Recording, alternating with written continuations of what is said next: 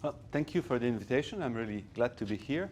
Indeed, the work I'll be presenting is kind of a work that was done over the last few years by a number of students in collaboration with Gilles Adjanard and Christophe Domain of EDF near Paris. Just a word about the l'Institut d'Énergie Trottier.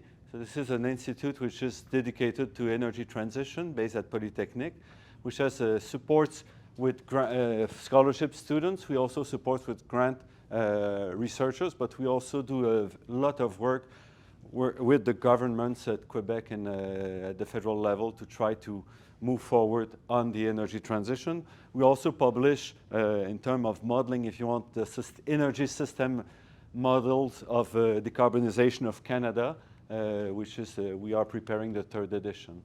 I'm also a scientific director of the Energy Modeling Hub, which is a new structure in Canada, which has been funded by NRCan, so Natural Resource Canada, and which, with the aim of supporting energy model, but really energy model at the systems or level, or at the industrial level, to support better decision into in the transition of energy transition.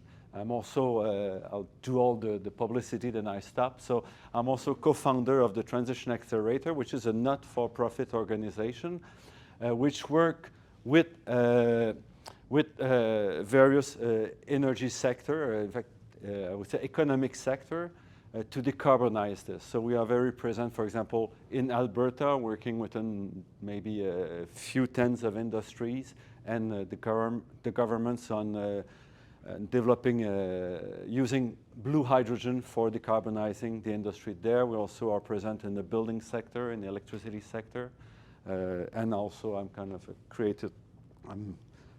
part of the groups who founded the Canadian Climate Institute, which is a not-for-profit organization funded by Environment Canada, and that has for mandate to support policy, the development of policies and policy analysis for climate issues. So those are the books, so I'll skip that. So let's go back to the real topic. And now, so all this work, the specific work is done in collaboration with these people, but this is building on methods that I've been developing over many, many years, and that involve a lot of people. And I would acknowledge the funding also of, that has made this possible.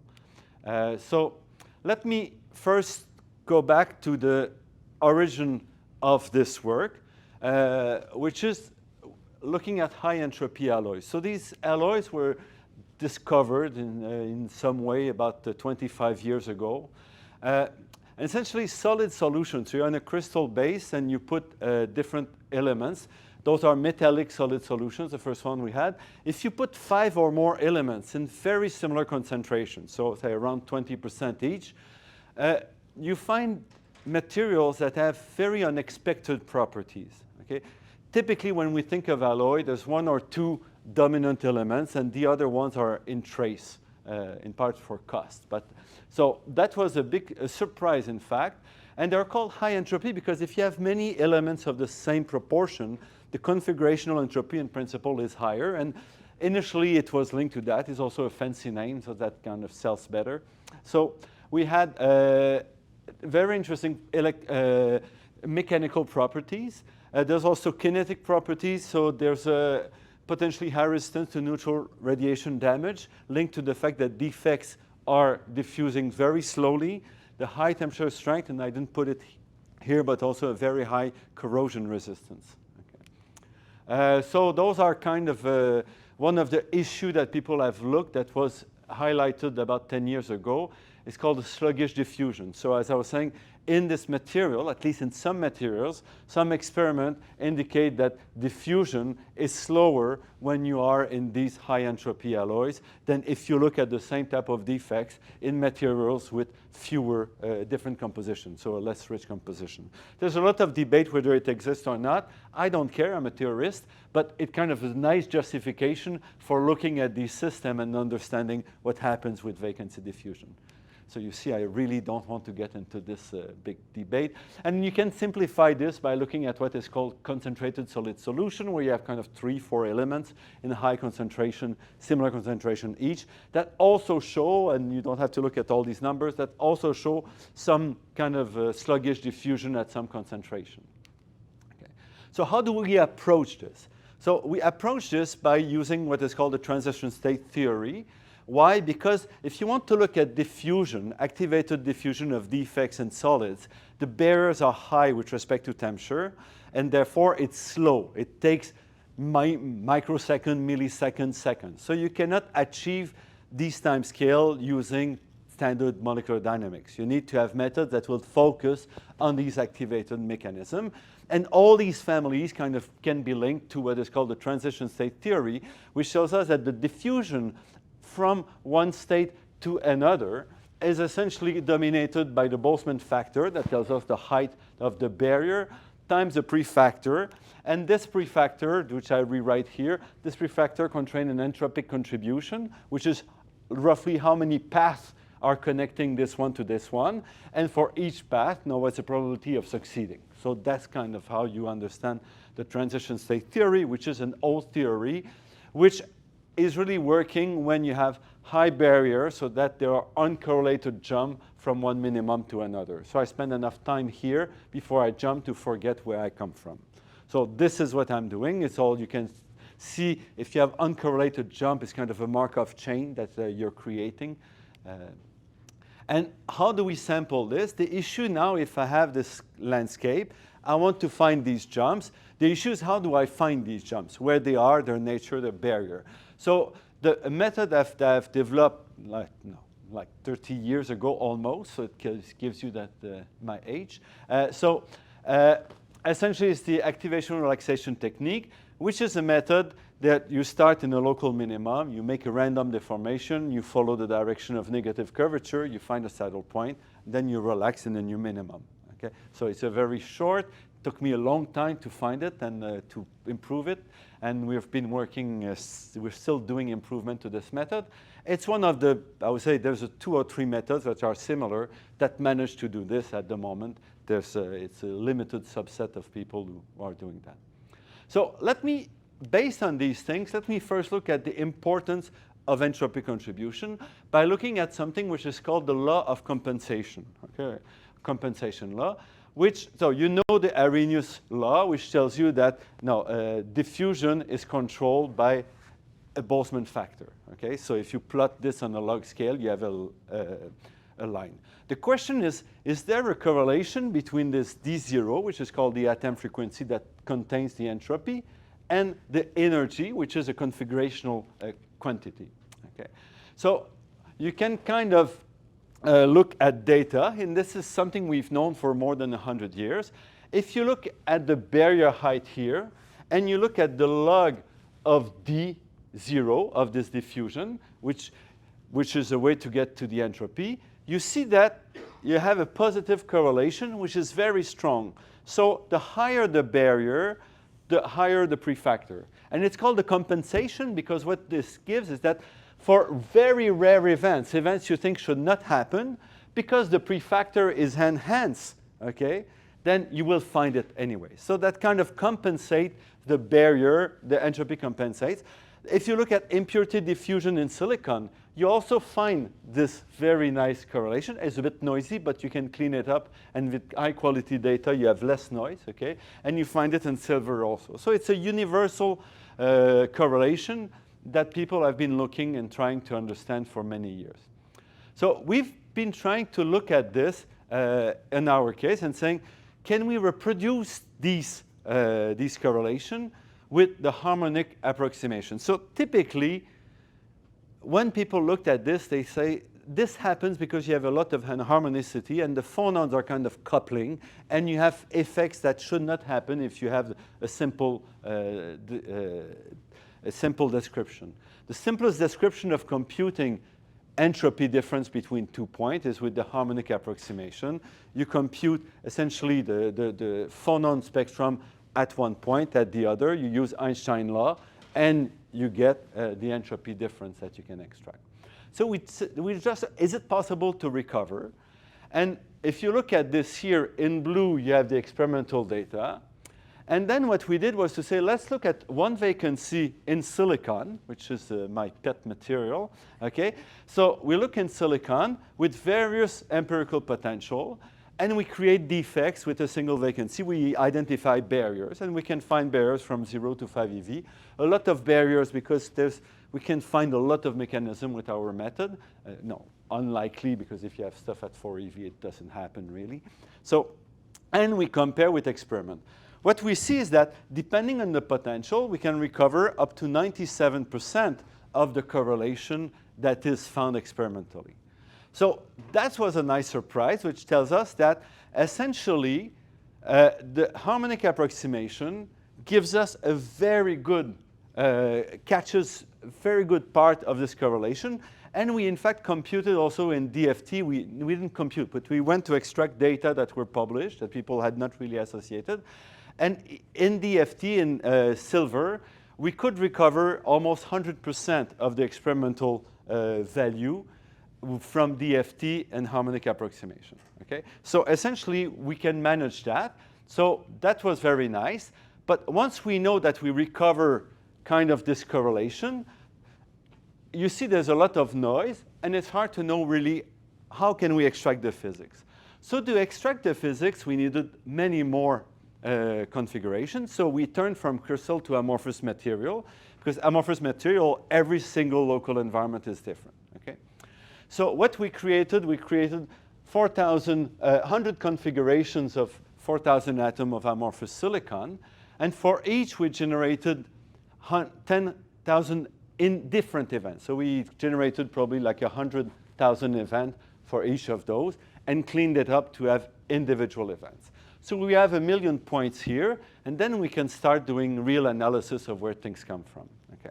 So the nice thing is that we recover the same slope with amorphous material and the crystal. So that's nice. And we know experimentally there's a bit of difference, but the slope is similar from a disordered material to a crystalline material. We looked at other systems because when you have disorder, it's easy to find correlation, but you never know really these correlations or do they hold or not. So we looked at copper zirconium, nickel phosphor, and Lennard-Jones. You see that here you have a positive correlation, like the experiment. Here also. Here you have a negative correlation. So the higher the barrier, the less likely it is you will attempt the jump. And nickel phosphorus is slightly negative. What is amazing, though, is that if on average you find this very nice linear correlation, this huge distribution, a huge variance. If you look at here, at 1.5 eV, you have something like 14 orders of magnitude of difference in the prefactor. 14 order of magnitude. That starts to be between 1 second and 10 to the 15th second. Okay, so this is huge difference.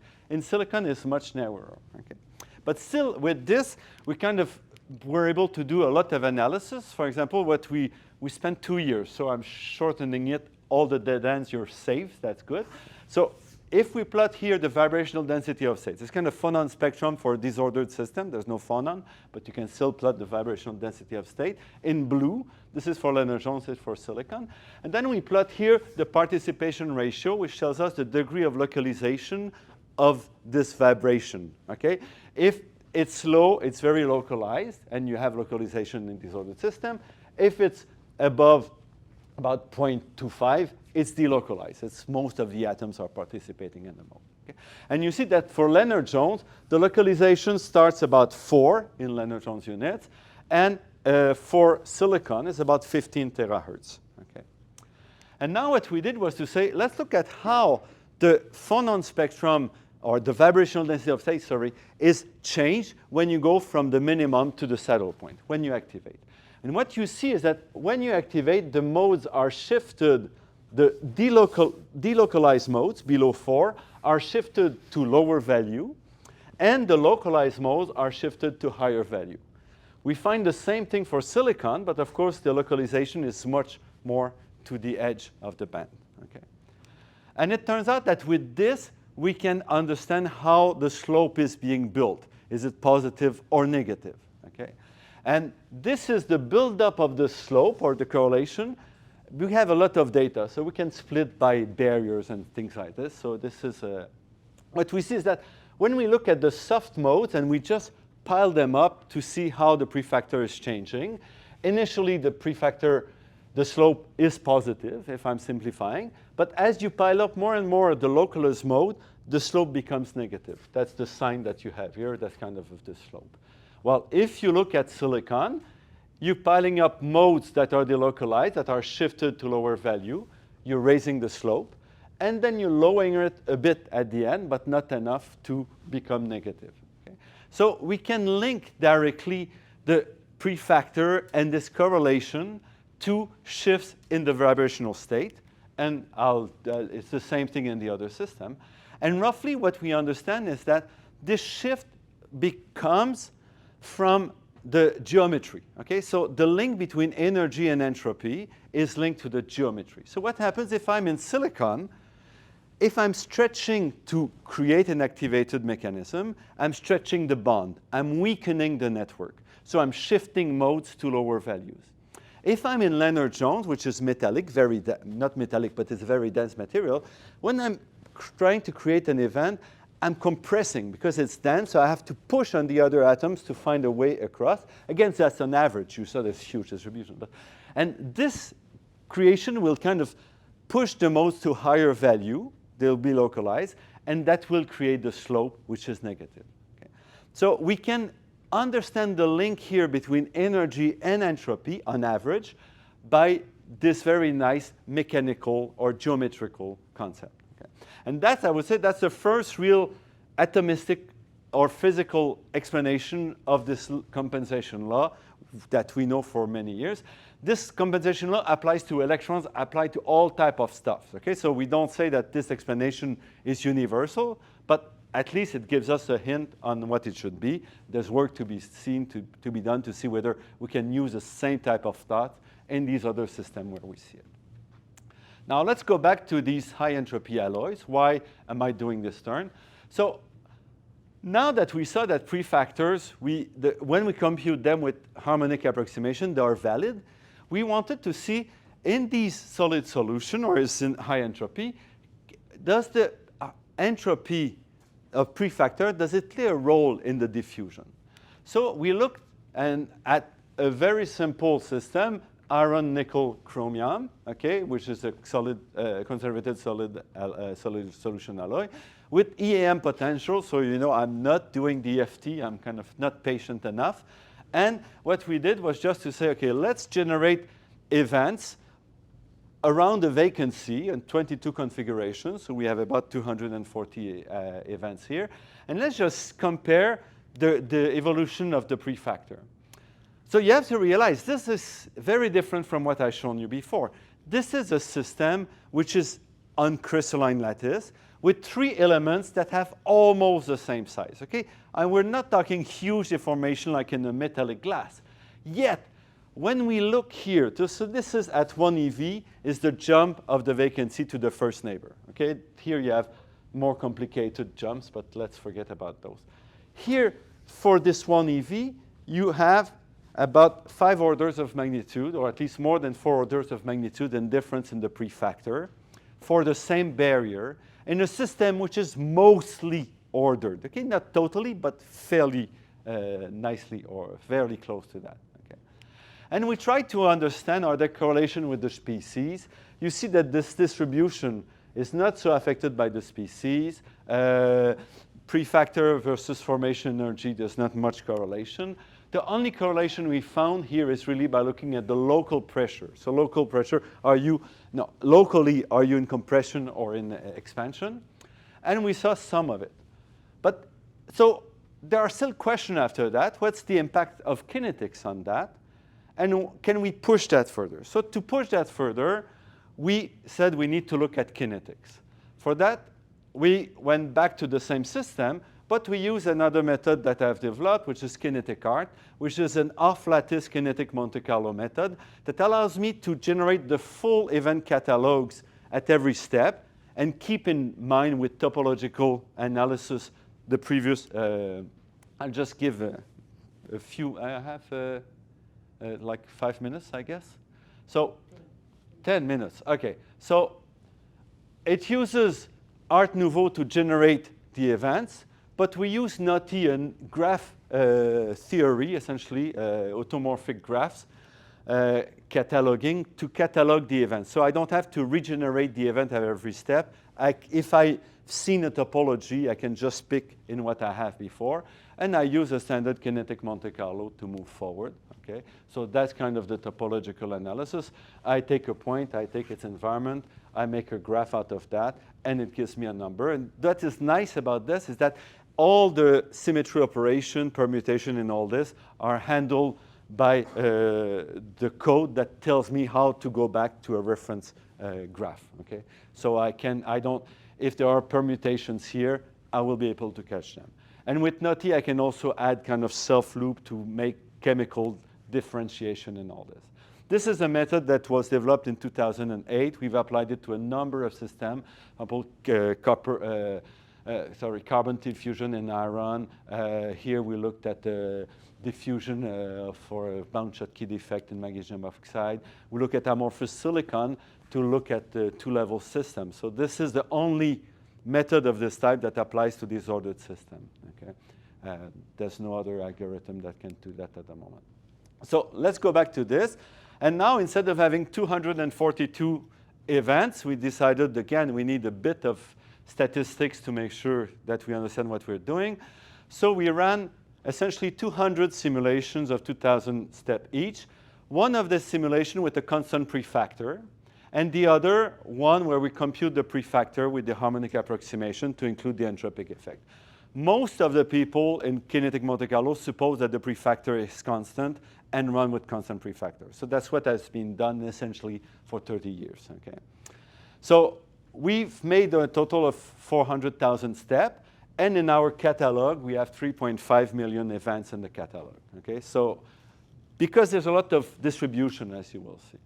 So this is, for example, the distribution for the barriers, all the barriers in the catalog, the 3.5 million. So half of them are for a constant potential in blue, and half when you compute HTST, harmonic transition state theory. And you see that low, it's roughly the same barrier distribution. So we find the same energy landscape with the two methods, which is not so surprising. And those are the selected barriers. Without surprise, we don't select the high energy barrier because we have low probability of selecting them. There's a Boltzmann weight. So we'll tend to select barriers that are low. Okay? This is the prefactor. So we see that the prefactor ranges from 10 to the 10 to past 10 to the 14th. Okay? That's the average that we take for the constant harmonic for the constant value, which turns out to be the value that we have when we average the selected prefactor. Okay? The prefactor for the selected event gives us 10 to the 13th. So it's the same. So you would say that on average we have the same kinetics for the prefactor. It's very interesting, so I cannot go too much in detail, but it's very fascinating to see that the composition around the vacancy is very different from the average composition in the system. So as the vacancy moves around, it doesn't move in a typical environment. It selects an environment that will have typically much more nickel and much less iron than the average composition. Okay? Yet, when you look at the species that is jumping, it's the chromium that is jumping the most. Okay? And if you have a prefactor constant, the chromium moves by 62% of all the moves are chromium. This is reduced strongly when you include a prefactor. So the entropic contribution locally will change significantly the nature of the kinetics of the system. Okay.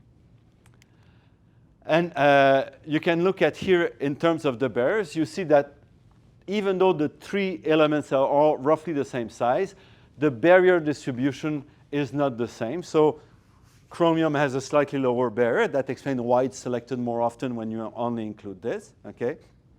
So this is all barriers, and those are the barriers that are selected, and it's hard to see, but this is 1.2, this is 2.5, so of course we just focus on the lowest barrier. Okay?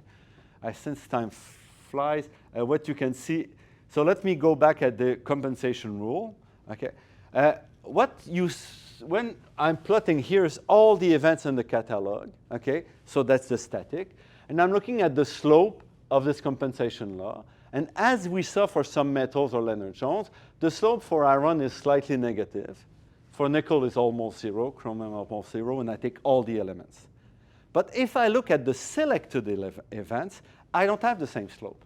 Now I move to a positive slope, which is what we find experimentally. Experimentally, we never find negative slopes. And what you find is that, of course, the slope is different because you don't select. You have a subset of the events, and you tend to select those, by definition, that are more probable to exist. Okay? And this has an impact on the atomic diffusion. When you look at the harmonic approximation versus constant prefactor, even though the average is the same, it is much slower. The diffusion is much slower when you include the harmonic approximation. And same thing, if you put entropy without surprise, the average energy of the system stays higher than when you just move the system based on an energy basis, because by definition, you will try to kind of reduce the energy. So in conclusion of this, vibrational entropy, I mean, we're talking, when we talk about high entropy alloys, we're talking about typically configurational entropy. What we find here is that vibrational entropy plays a big role. Why? We have no clue, okay? Nobody expected that entropy in this vibrational entropy in this type of system would play a role, okay? We don't understand this origin. If I look in amorphous silicon, the role of vibrational entropy between environment is much less than what we find here in a system that is mostly crystalline. Not exactly, but very close to that. Okay? It affects the kinetics of the system. It affects the segregation, which atoms are moving, how fast the defect is moving. Okay? And more or less, we could show here that part of the compensation law, which I described previously only based on static, the kinetics also affects the compensation law. We cannot only understand it by statics. Kinetic is important also. Okay. So this raises a lot of questions. Are there systems where there's this vibrational entropy that plays a big role? We don't know yet at the moment. Okay. How can we move back and understand the physics of that? We don't know. But we have a lot of data. We have a lot of events. So we can start digging. Sadly, the student has just finished his master's thesis. So we have to wait for the next one to do the work. But so that's where we are at. So this cannot be done without methods that can sample and generate a lot of structure, okay, a lot of the information relevant, okay, and that's what these methods are allowing us to do. It's not cheap, but it's doable, as you can see, okay. We have a lot of questions about the role of vibrational entropy, so we need to dig this, okay, so much more remains to be done. We do a lot of development with kinetic art nouveau. So, for example, there's a group mostly based in Toulouse who has worked in expanding art nouveau to be able to apply it with a Benicio. So we have it coupled with quantum espresso. We're developing another one where we'll be able to use VASP and Abinit and the others. So it will be there soon. We're working on integration of machine learned potential. As we sample, we need to have specifically potential developed for what we're doing. So we're working on that. We're also looking at local master equation solution to be able to handle small, I would say, wheels where there's many events that can keep us busy without evolving the system. So let me stop here. Thank you very much for your attention.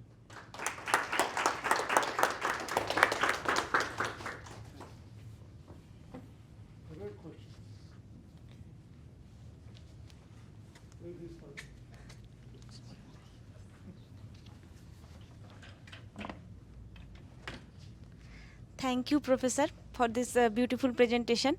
Actually, I have a general question. Is there any relation between the activation energy of the system and the entropy of the system? That's the compensation law. Okay, that's what I was showing. There's a correlation which is linked to the geometry. And again, what I'm talking is about average. On average, there is positive correlation. The problem, as we've shown for this these solid solution, is that there's a correlation, but for a given point, if I'm telling you a barrier at 1 eV, I cannot tell you, because look at the dispersion I have here, okay? For event per event, I cannot predict. So at least we don't understand at the moment how we can link that.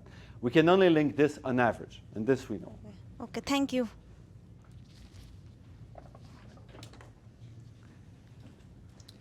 Professor Côté. Okay, thank you. To have a chance to ask you questions. I don't see you often, and I'm next door. So does this compensation rules, does it lead to a non-Arrhenius plot, or is we still within the Arrhenius plot if you plot like diffusibility as a function of temperature? Typically what you see of this is that you will see at low temperatures there's one mechanism that dominates, Okay. and another one. So typically what you see are changes of slopes. Right. So you have Arrhenius over some energy scale, but as another mechanism picks up because of the prefactor, then you have a switch in the dominant slope. mechanism. Yeah. Okay. But if there was not this compensation rules, if say they It will always be the one that is as low temperature will dominate forever, essentially. I mean, so then you have noise. so that's I'm not one talking way to very high explain temperature. non-Arrhenius behavior. in Yeah, diffusion. or you can have, if you have a lot of mechanisms that are building up, Right. they might be rare, but here I'm talking mechanisms that are the same number. Suppose you have one vacancy, but if you get to a certain temperature, a lot of other defects are getting activated, Yes. then you have a non-Arrhenius behavior. You have right. curves and things like that. Okay. Plus the anharmonicity near phase transition, which is another mess. Other questions? Very nice presentation. Thank you so much. I just wanted to know if there is any similarity or between this method and the metadynamics, which is basically combining DFT and molecular dynamics to jump those barriers. So metadynamics doesn't do dynamics. First, it's really purely thermodynamic in spite of its name. But essentially, metadynamic reduces the problem, and first you have to pose that you know what are the reaction coordinates. Right. In our case, we don't posit any reaction coordinate. However, metadynamics can handle also high temperatures, so diffusive effects and things like this. Right. Okay, it depends on how you use it, but in some cases you can, and we cannot. Because of the way we're doing it, we're really in purely energy landscape when we're doing. So we're really doing at T equals zero and activated. So there are things that we cannot look that they can look at. One limitation that we always face with metadynamics, because I used that in the past, is it's slow. Yeah. It's very slow. Yeah. So the model has to be very small, and then, but you can see at different temperatures. That's correct, yeah. But you have to know, essentially the problem is that you're limiting yourself when you start. And if you have the wrong reaction coordinate, you will still see something. Yeah. And you will not be able to catch up that it's Right. wrong. But in some cases, you have no choice, you have to use that. So it's Right. not, Right. Thank you so much. So the codes are available also if you need. I should tell you this, but thank you. Okay, any more questions? So, thank you very much.